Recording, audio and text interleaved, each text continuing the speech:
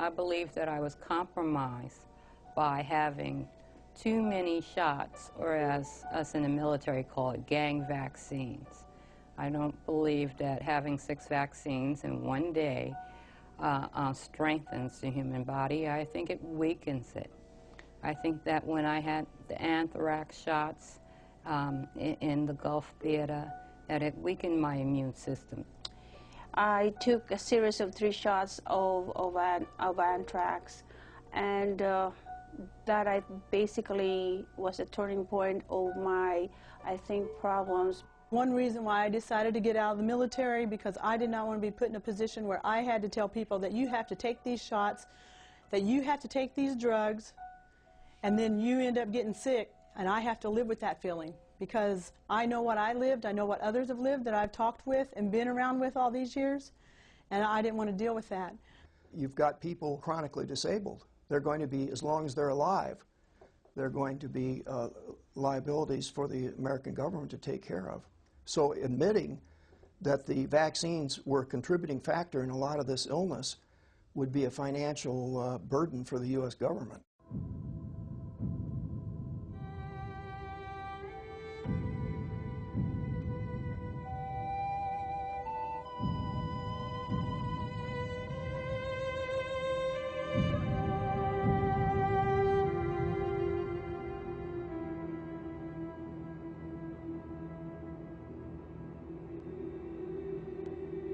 Real soldiers deserve real help. Support veterans with Gulf War illness.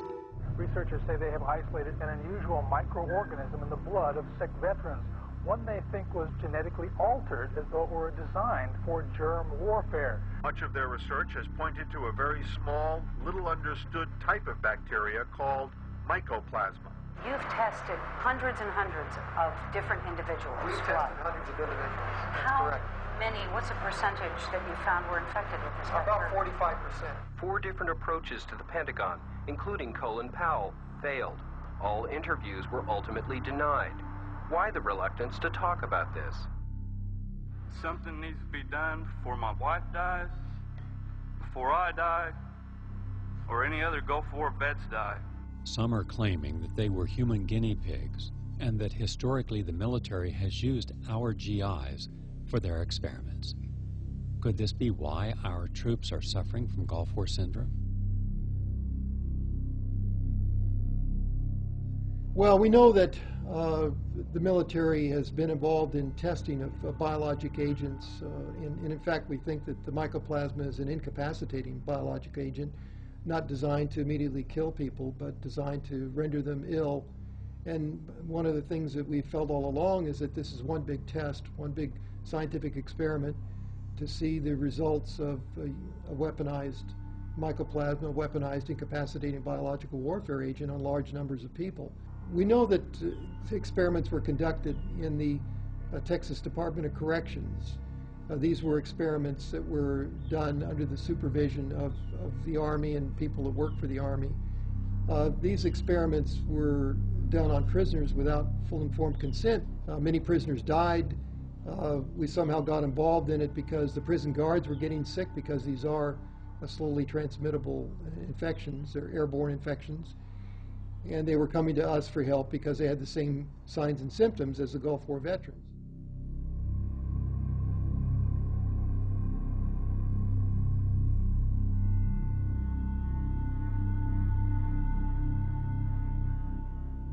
There's a Senate report 103-97 that states, during the past 50 years, hundreds of thousands of our military have been experimented upon without their knowledge or consent.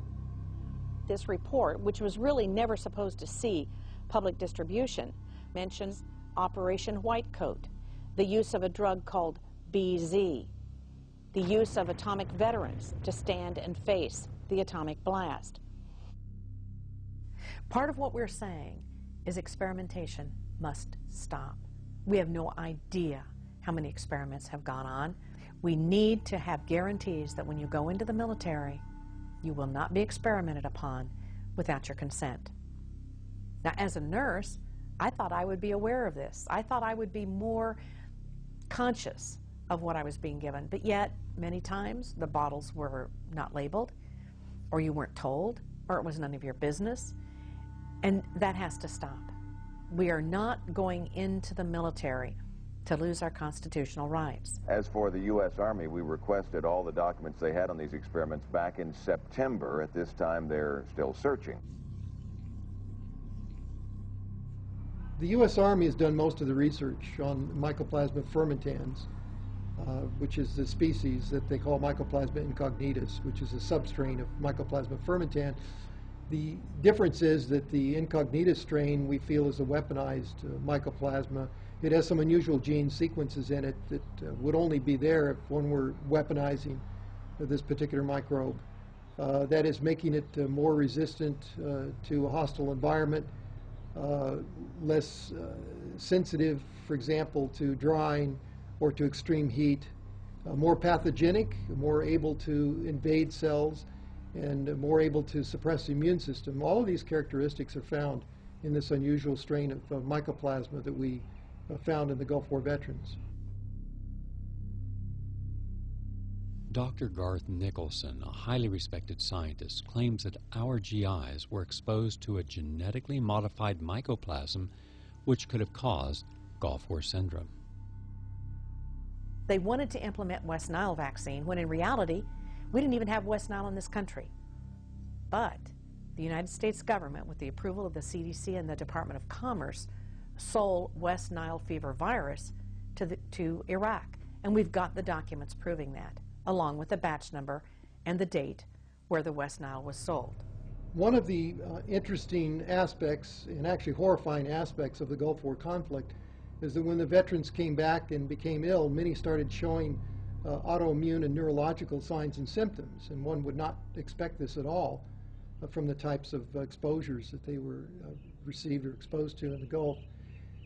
We have found that there are certain infections that are found in the Gulf War veterans that are often associated with these disorders, such as mycoplasmal infections that we found associated with multiple sclerosis, amyotrophic lateral sclerosis or Lou Gehrig's disease, and other autoimmune diseases, rheumatoid arthritis and so on. And these infections were found in a very high percentage of Gulf War veterans. In our studies, approximately 40 to 45% of the Gulf War veterans who became sick after the war had this one type of infection, a mycoplasmal infection. Now we know that some of the vaccines were contaminated. In fact, there's a study that was done by the VA in San Diego that showed that some of the military vaccines were contaminated with mycoplasma. The mysterious mix of symptoms, which includes chronic fatigue, headaches, rashes, and joint pain. This bacterium, Mycoplasma fermentans incognitus, may cause it. One of the aspects of these infections or properties of these infections is that they do invade into the central nervous system, and they can invade nerve cells and cause brain swelling and characteristics which can cause brain image changes that are seen in these veterans.